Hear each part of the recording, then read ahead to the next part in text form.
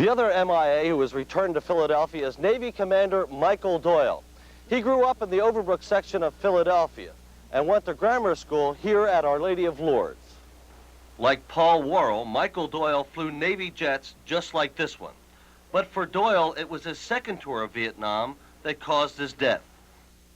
Even in the 8th grade, his dream was to serve his country. He was a happy-go-lucky type, seen in this 1956 grammar school graduation picture, winking at the camera. On August 25th, 1972, Michael Doyle was shot down in North Vietnam. He was a good man, a very loyal person, the type of man that always did what he believed was right. Michael Doyle died for his beliefs. He was a good man, I know, because I went to school with Michael Doyle right here, and he was my friend.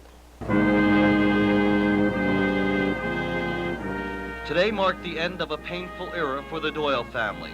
The end of the sliver of hope they harbored for 13 years that somehow Mike survived. It was also the conclusion of the agony of not knowing.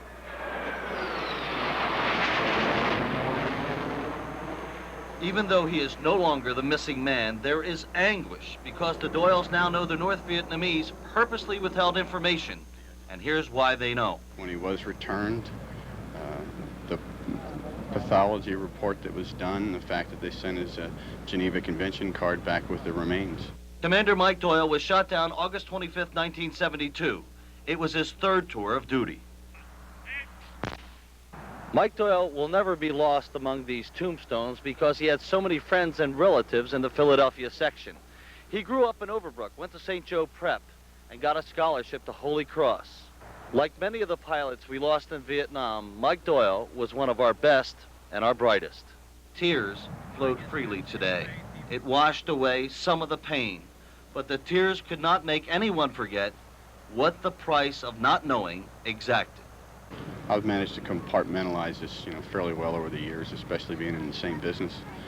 But it had a tremendous impact on my parents, and essentially it just ruined the last 10 or 12 years of their life. Mike Doyle's mother paid the price. She was too ill to say goodbye to her son. Bill Baldini, Channel 10 News, Mike's classmate and friend.